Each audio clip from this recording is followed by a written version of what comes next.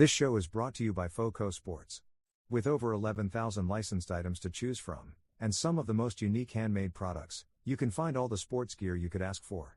Unique bobbleheads, clothing, accessories, and much more. From every team, in your favorite sport, they have it all. Check out all of their gear at the link below, or on our pinned tweet on our Twitter account, as well as all our social media platforms.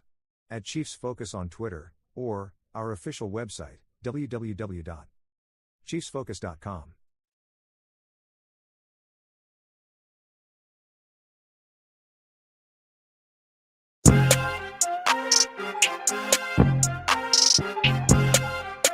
Welcome to the 100-Yard Dash Football Podcast presented by the Chiefs Focus Network, where you talks about the NFL from end zone to end zone and all 100 yards in between.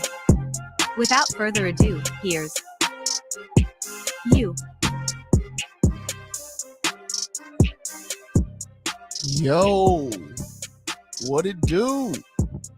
This is the 100-Yard Dash Football Podcast, where I am talking about the NFL from end zone to end zone and all 100 yards in between. I must introduce myself. First of all, my name is you. That's the letter, not the word. And I am obviously your host. What it do? All right. Where can you find us? You can find this podcast on Stitcher, Spotify, Facebook, Twitch, YouTube, and a few others. I do this about once a week, normally on Wednesdays. Sometimes I do it earlier. Sometimes I do it later in the week. Set up your notifications, hit the like, hit subscribe, and then hit that little bell if you're on YouTube. And then you can know when I'm on. You'll get a notification when I'm on. You can join me and you can interact with me on this here, on these airwaves if you would like. StreamYard stream, the Chiefs Focus Twitch stream, or you can hit up YouTube, the Chiefs Focus YouTube page, or myself. Again, I thank you for listening. I do want to encourage you to go ahead and be a part of the show.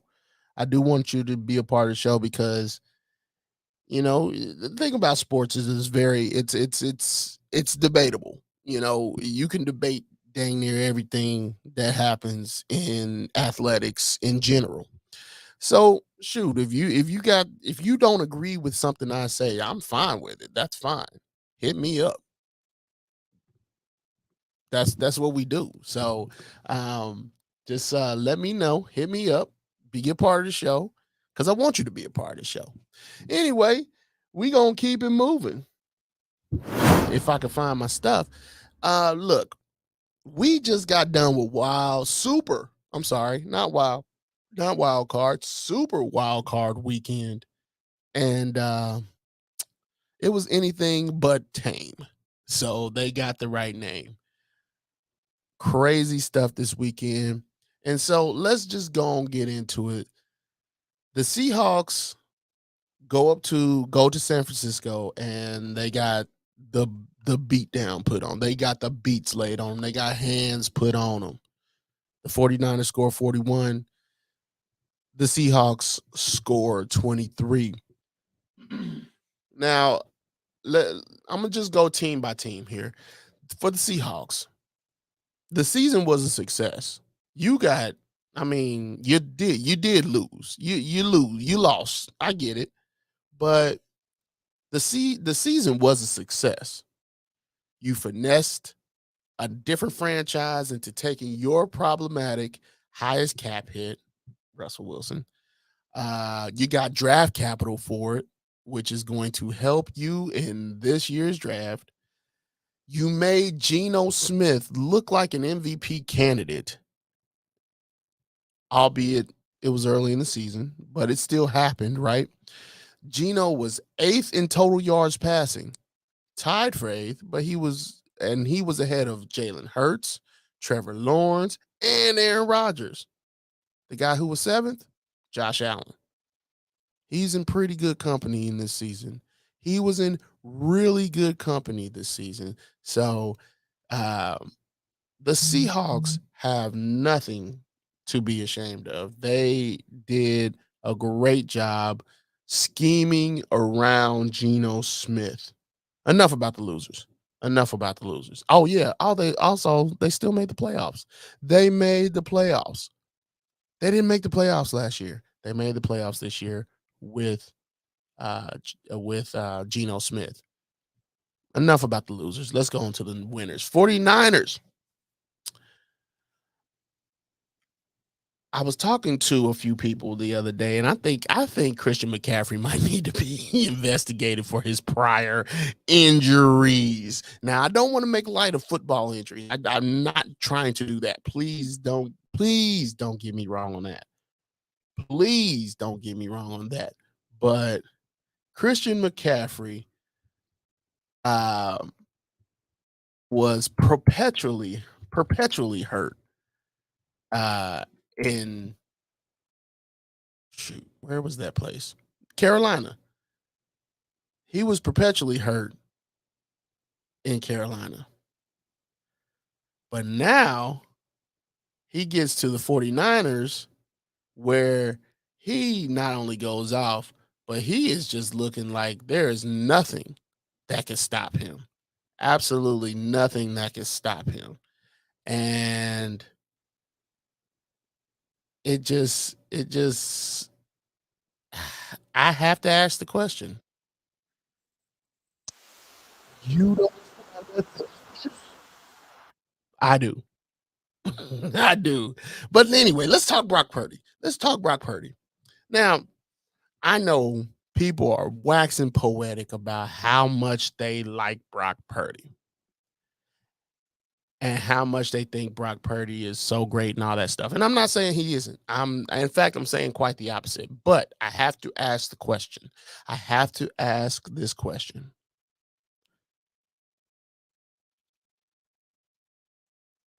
First of all, let's go here. There used to be something printed on rearview mirrors. I don't know if it's still on there or not, but it used to say objects might seem bigger than they appear. Right? Look back at every quarterback Kyle Shanahan has closely coached. None of them look bad. None of them until they did. Okay? None of them look bad until they did. Brock Purdy is doing exactly what Kyle Shanahan needs him to do. He is doing exactly what Kyle Shanahan needs him to do. He's not turning the ball over. He's protecting the football. He's throwing it to his receivers in places where only they can get it. But that's literally what you ask of him. Shanahan doesn't ask too much of his quarterbacks. In fact, I give Shanahan all the credit for being this guy. He knows, in fact, let me say this. Shanahan is to quarterbacks what his father was to running backs. You put anybody in any running back in Mike Shanahan's system. I think it's Mike Shanahan. I think you put any running back in the Mike Shanahan system, he's gonna work. He's just gonna work. He might not be a Hall of Famer, but he's gonna work for what he's asked to do. And you put any quarterback in Kyle Shanahan's offense, it's gonna work. Oh, you don't believe me? Ask Matt Ryan. Ain't been the same since Kyle Shanahan left. Let's ask. I had some more names, but now I forgot them. Jimmy G. I don't think he'll be the same when he leaves. Let's talk about the other kid, CJ Beathard. And there's one more kid, the backup. But quarterbacks don't typically fail in a Kyle Shanahan system. He understands the QB strengths, he understands their weaknesses, and he schemes around their weaknesses, which is a great thing for him. And like I said, the same way his father was with running backs is the same way he is, Kyle, with quarterbacks. And that is one of the things that I believe is his strong suit. So while we're waxing poetic about Brock Purdy, and yes, these wins have been mighty purdy, but I wouldn't go off the rails, which I've heard a lot of pundits do, and say he's the next guy. I mean, I'm not saying Trey Lance is, but I don't know if Brock Purdy is either. I think we need a little bit more evidence before we start going off on deep rails with Brock Purdy. But I know people would rather be first than be right these days. So we keep it moving. For all y'all, you know what? This is going to seem like a shot, so I'm not going to say it. But you don't fix broken chargers. Guess what you do? You buy new ones. You don't fix broken chargers. You don't fix broken chargers. You buy new ones. The Chargers lose to the Jaguars. 31-30. Jags scored 30. Chargers scored, or Jags scored 31. Jaguars scored 31. The Chargers scored 30. You don't fix broken chargers. You buy new ones. You buy new ones. So the Chargers turned the ball over, what I want to say, 4 times, and got up 27-0, but still found a way to lose the game. It might be time to stop trying to figure out what this team is or how to fix this team. It very well could be time to stop trying to figure out how to fix the stinking Chargers. This is the first time they made the playoffs since Phillip Rivers retired. Even though they have a young stud of a quarterback, they have Mike Williams, they have Evans. I mean, I said have Evans. They have Mike Williams, Keenan Allen, and Austin Eckler. So many playmakers. And this is the first time they went to the playoffs without Phillip Rivers, even though they had 2 different head coaches, many different coordinators, a few different coordinators. I think it's time to stop trying to fix the team. If you out there and agree with me, I mean, if you out there agree with me, you agree with me. But so Joe Lombardi was fired from his OC duties. He's relieved of his OC duties. How does Staley get to keep his job? Now, I look back at how Staley got the job, and that was because of, and I was talking to somebody else about this, but that was because the guy before him, man, and his name escapes me right now. The guy before him didn't realize what he had in Justin Herbert and tried to go forward with his agenda, and then realized that he couldn't because Tyrod Taylor ended up getting his lung punctured by the staff over in LA. And oh man, what is his name? That name's gonna really, Anthony Lynn. Anthony Lynn got fired because he didn't realize what he had in Justin Herbert because he was so busy trying to trot Tyrod Taylor out there because he knew what Tyrod Taylor could do. You know, and there was other reasons. There was a few other reasons that season that he was relieved of his duties, and that's fine. But how in the world would Staley get to keep his job? Looking at what he's done, looking at his tenure over the last 3 years, he hasn't made this the first year he made the playoffs with Justin Herbert throwing close to 4,000 yards, having great receivers on second deals on their big contracts. Like, there's so many things, so many egregious errors. This ain't basketball. This ain't baseball. But 3 strikes, you out. You should be. He's had so many chances, so many opportunities. In my opinion, Staley is just Joe Judge with a better quarterback. Brandon Staley is Joe Judge with a talented quarterback, and we all see it. And for some reason, he brought in guys that just don't fit what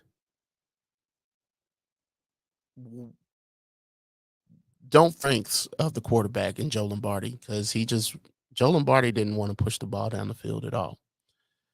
But here we go. Let's go over to enough with the losers. Enough with the losers.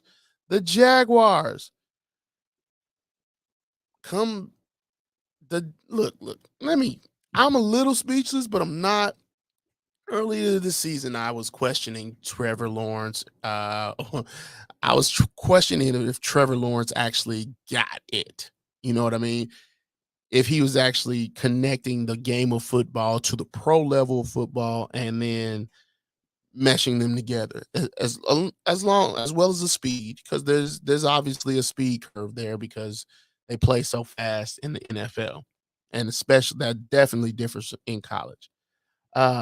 Wasn't sure if he was the guy because he just wasn't putting it all together. And that was earlier. If you've paid attention to this podcast, you've heard me say that. As a number one pick, you're kind of expected to put everything together a little bit quicker than, say, a second or third round quarterback. You're going to be given more chances, but you're expected to put it together quicker than your second or third round talent. There's more invested in you. All right. Right around December is when everybody started noticing the difference in Trevor Lawrence. He's hitting guys in stride. He was confident all the way around. He was just he was beginning to master the offense that was given to him. And this is exactly what you saw. He made a few mistakes. He made a bunch of mistakes. I ain't going to just say a few. He threw 4 interceptions, and then there was an extra turnover. And that's how the Chargers were able to get up 27-0. But when you talk about it's beautiful when somebody believes in you and are able to help you be the best version of yourself. And that, I would say, is what Doug Peterson has done with Trevor Lawrence. Trevor Lawrence did not look like his best self. But when Trevor Lawrence started to come around, the whole team started to come around. And now you're seeing now you're seeing that number 1 draft pick. Now you're starting to see exactly what they saw in him at Clemson. The thing about it is Trevor Lawrence hasn't, I don't know if he's arrived yet, but coming back from a 27-0 deficit, you'd be hard pressed to tell me he hasn't arrived.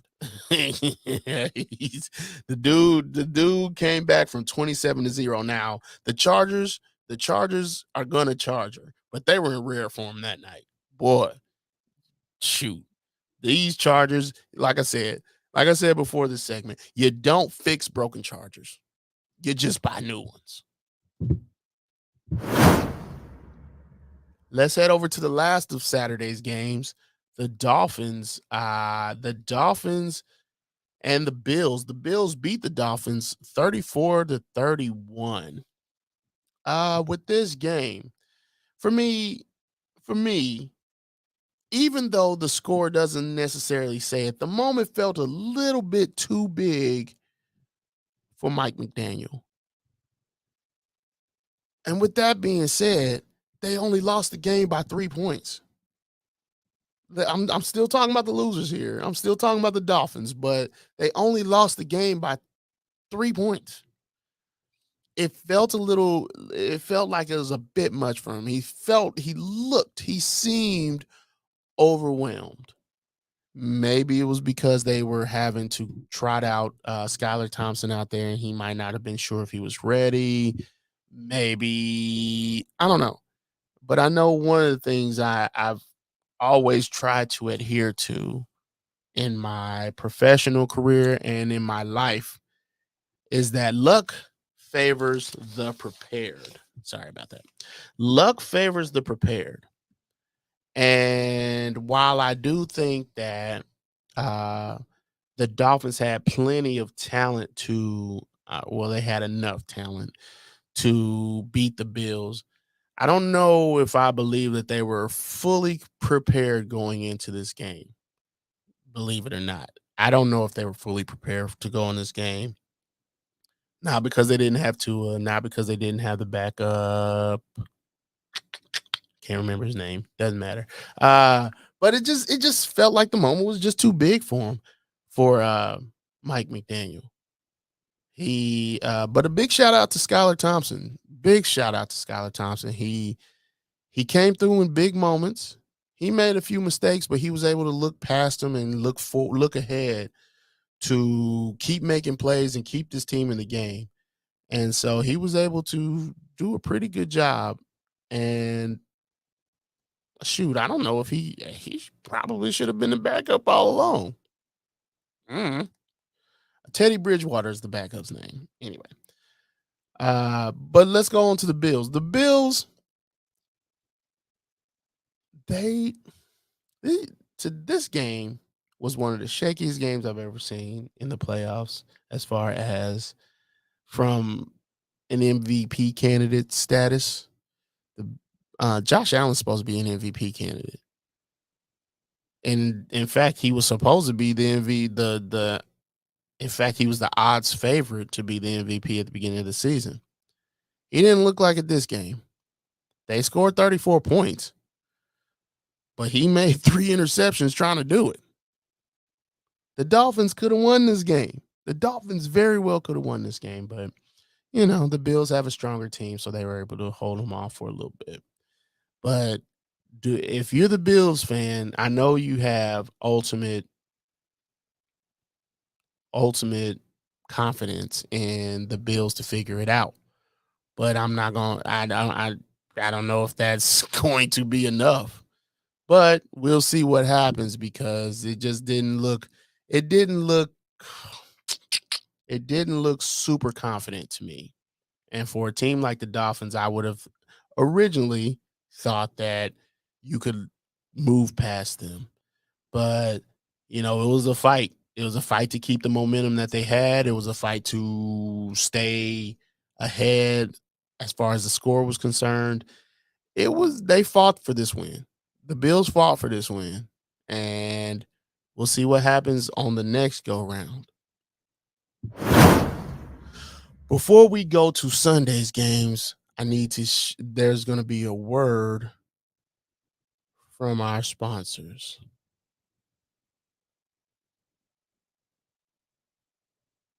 There's going to be a word from our sponsors if I can figure it out.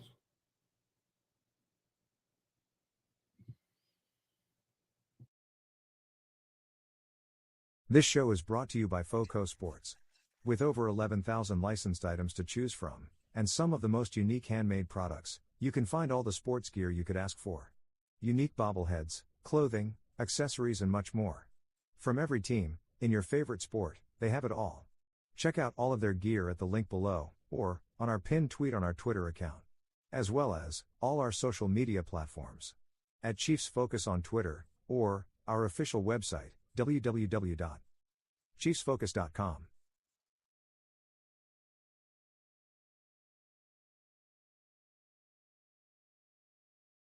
I'm back. Let's talk about Saturday's games.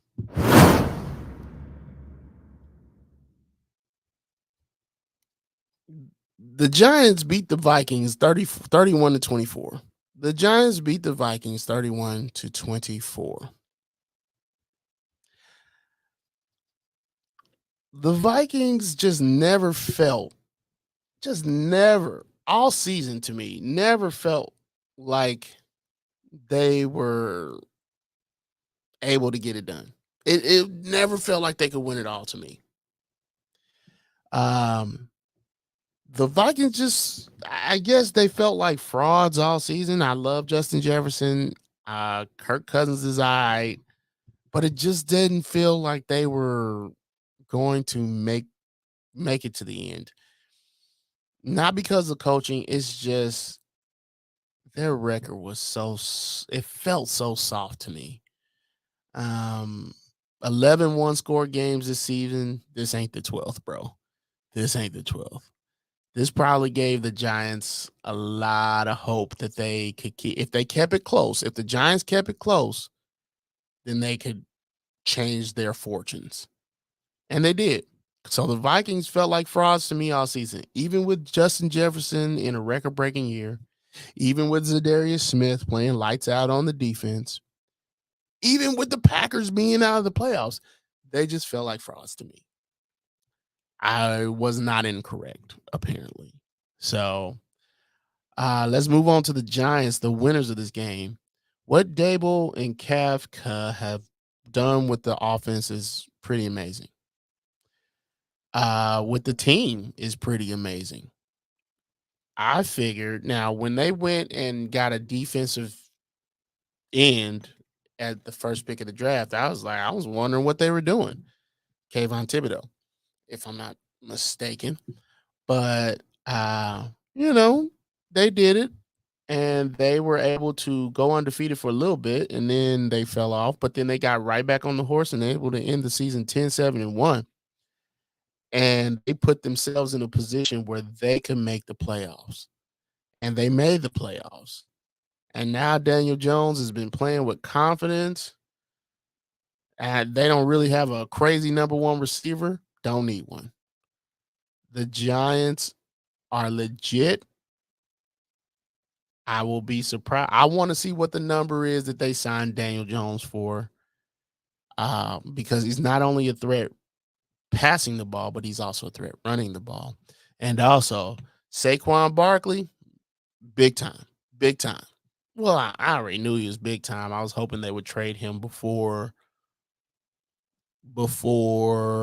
the end of this season because I knew, like the late, great Therese Paylor used to always say, the contract year is undefeated. And this would technically be his contract year considering they didn't pick up the fifth-year option for neither Daniel Jones or Saquon Barkley. So I say the contract year is undefeated. Just like Therese used to say, contract year is undefeated. And here we are with the Giants moving on to the divisional round. Big time. Let's go to the Ravens and the Bengals. First of all, the last game of the season was the Ravens and the Bengals. And here we are again, the very next game, Ravens and the Bengals. The Bengals win 24-17. I already thought the Ravens were in over their head. I already thought that they were in over their head as far as the offense is concerned.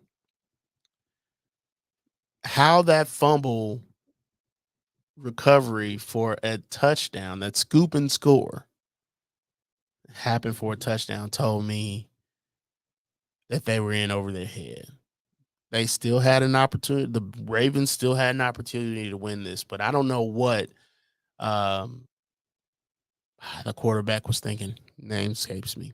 Forgive me. I don't know what the quarterback was thinking. He was supposed to go low and then tried to go over from like 5 yards back, 3 yards back. Like, what are you doing? I didn't understand that. That's what broke this game open. You lost by 7 points. That return for a touchdown was your 7 points. Y'all could have won this game. I already know y'all know that, but I just couldn't believe I don't know what it's called. I don't want to pile on the young man because I don't think he's a bad football player. I think he played his heart out. And I think he was trying to do more than he felt. I felt that he was trying to do more than what was asked of him. And I think it just kind of got to him. And he thought he saw something. And he went with it. But no, it didn't work. It didn't work. Unfortunately, the Bengals, they played a close one. And they came out the winners. I think that you can attribute this game to special teams, or not special teams, to the defense. To the defense, because knocking that ball out was absolutely clutch. And then returning it for a touchdown was absolutely clutch. Although I do think Joe Burrow would have probably marched down the field, but at least the Ravens would have had a chance to stop them defensively. Not return that touchdown. You didn't. Not happening. Let's go on to the Cowboys mollywhopping of the Buccaneers, man. Let's go. Cowboys win 31-14, and I would say they send Tom Brady into retirement, but we all know Tom Brady ain't retiring. He's probably going to go somewhere else. We don't know. Before I start this, prayers up to Russell Gage with the neck injury. He got carted off the field late in the game yesterday. So prayers up for Russell Gage. But this is the Cowboys' first playoff road win since 1993. Wow. That was the start of that big run that they had. Anyway, if any of you have heard me talk all this season, or if you've been a part of this podcast for any amount of time, you know that I am not a Mike McCarthy supporter per se, but he figured out what he needed to figure out against the Cowboys. I mean, against the Buccaneers. But the Buccaneers backed into the playoffs. Let's be honest with ourselves. They backed into the playoffs and they were overmatched. They were outgunned. They were out schemed. They were out everything. And while I do believe that the Cowboys will get beat, they just wasn't going to get beat by this team. They were not going to get beat by this team. I felt like the beginning of this game was a lot like that Super Bowl that they had versus the Chiefs for the Bucs. I felt like Tom Brady was doing the best he could, but the receivers dropped a lot of passes early, like they were gun shy or they were thinking about what they were doing after the game, whatever it was. So there wasn't in the game, and they didn't get in the game till like the fourth quarter with 6 minutes left to play. So it is what it is. The Bucs were expected to fire Byron Leftwich, but I don't know. That hasn't happened yet officially. So we'll find out what happens there. But I'm tired of talking about the losers. The Cowboys beat the Buccaneers into submission 31-14. So the divisional round is set. Divisional weekend, Saturday, 3:30 Central Time. Jacksonville comes to Kansas City to play. And let's see. And the Giants go to Philadelphia to play at 8:15 p.m. Eastern Time. That's Eastern Time. Sunday, the Bengals play the Buffalo Bills at 3 p.m. Eastern. Since they're on the Eastern Time zone, I'm going Eastern Standard Time. And then the Dallas Cowboys play the San Francisco 49ers, 6:30, I guess 6:30 Eastern. It would be like, I don't know.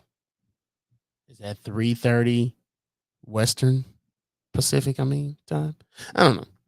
I always get messed up on the time zones. I always get messed up on the time zones. So let's look ahead a little bit. The divisional round. What is one of the things I think the Jags need to do to win? What is one of the things I think the Jags need to do to win? I believe the Jags and the Chiefs is the first game. That's why we're going here first. I believe we're going to see Doug Peterson throw the kitchen sink at the Chiefs. The difference is there will be a method to the madness.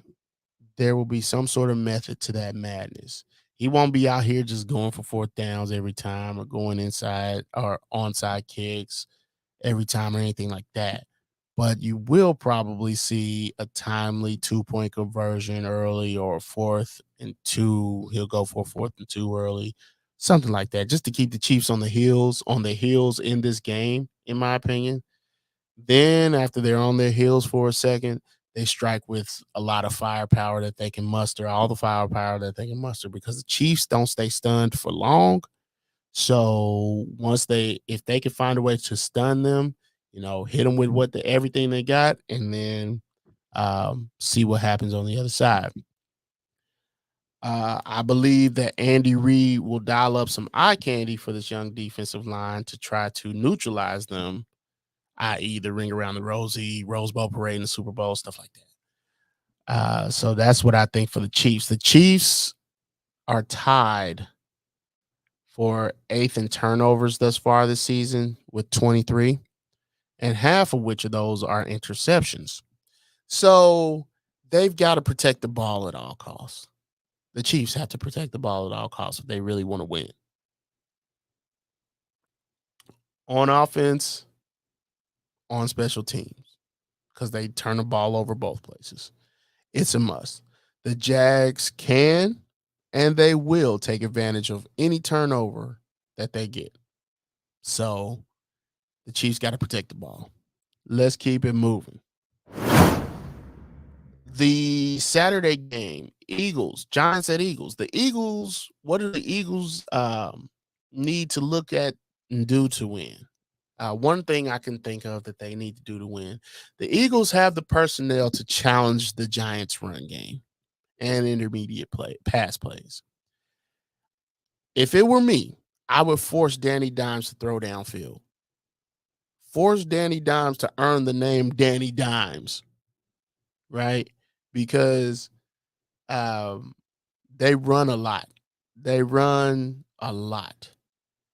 And the Giants run a lot. So the Eagles need to force Danny Dimes to throw downfield. I know, and for the Giants, I know that Jalen has really progressed at throwing the ball, and I don't want to take that away from him. But the Giants are top 10 in rushing yards allowed against them. So it might be time for Jalen to, when he sees the opportunity, he needs to take it. Of course, remembering that he has been injured, and you don't want to put your team in jeopardy. So make sure you be smart with running the ball, Jalen. But I do think the opportunity to gash the New York defense would be to run the ball here, because the Giants are top 10 in rushing yards allowed against them. So let's keep it moving. The Bengals at the Bills. The Bengals, protecting Burrow is paramount. Protecting Burrow is paramount because the Bills have enough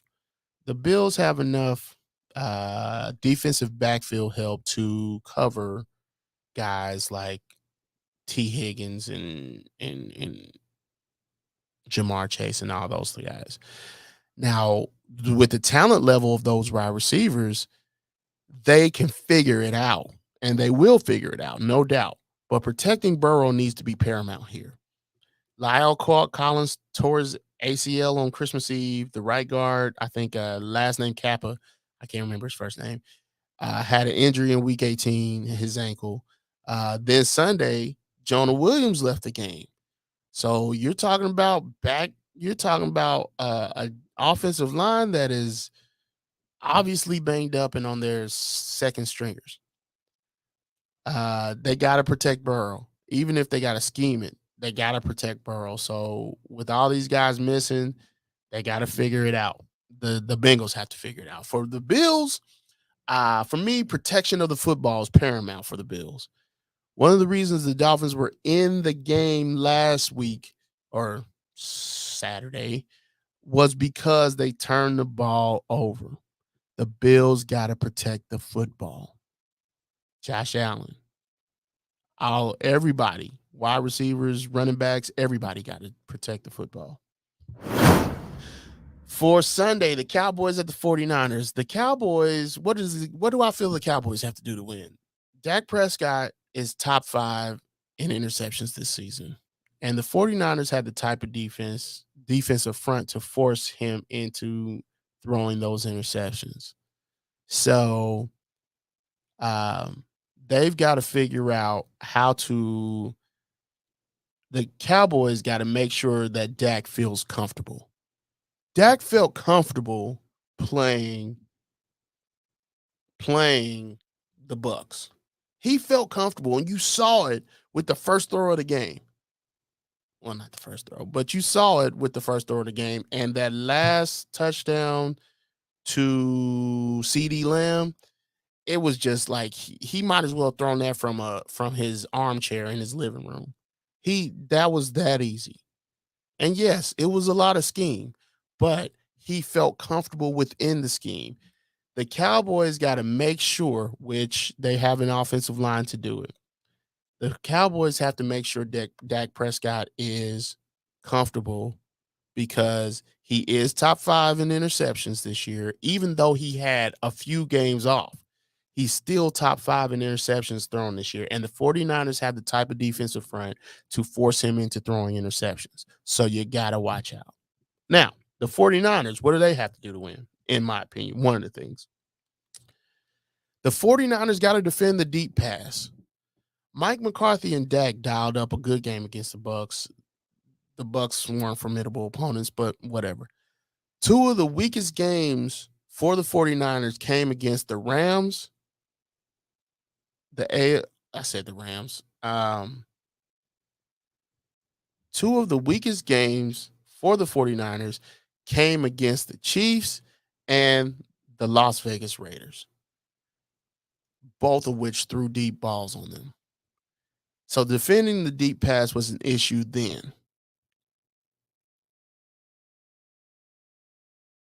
Dak, all the guys they have will challenge them downfield because that's just what a Mike McCarthy team does. So they got to defend the deep pass. So that's really what I figured the 49ers need to do is just be able to take advantage of those deep passes, whether they're batting them down, whether they're intercepting them.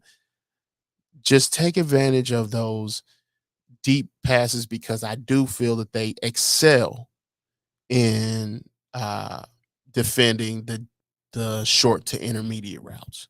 So that is all I have for today. That ends this episode of the 100-Yard Dash football podcast, where I'm talking about the NFL from end zone to end zone and all 100 yards in between. Again, thank you for listening. You can find us wherever you find your podcast. You can find us on Twitch. You can find us on YouTube, Facebook, wherever you get your podcast as well. If you have the time, run on over to Foco Sports we thank them for sponsoring us. Run on over to Foco Sports, grab you some unique items if you collect those things. And again, this has been a pretty good year. I appreciate you hanging with me for those that have on the podcast and those of you that have to look at me on these video presentations. I thank you for sticking around too. Again, I'll be back sometime next week, probably Wednesday. I do this thing normally on Wednesday, middle of the week. I'll be back next week to talk the end of the divisional round on to the championship round. I thank you for listening this week. If you want to get involved with the show, please join. You could interact with the show on YouTube, Twitch, or even the StreamYard app. So just join in, and I want to hear what y'all got to say. If you think I'm an idiot, tell me I'm an idiot. If we can debate something, but definitely want to hear from you. And if you would, you can follow me on Twitter at IMUINKC on Twitter, or you can follow Chiefs Focus on Twitter. That's Chiefs Focus, all one word, at Chiefs Focus on Twitter. I really thank you all for listening. And until next time, deuces.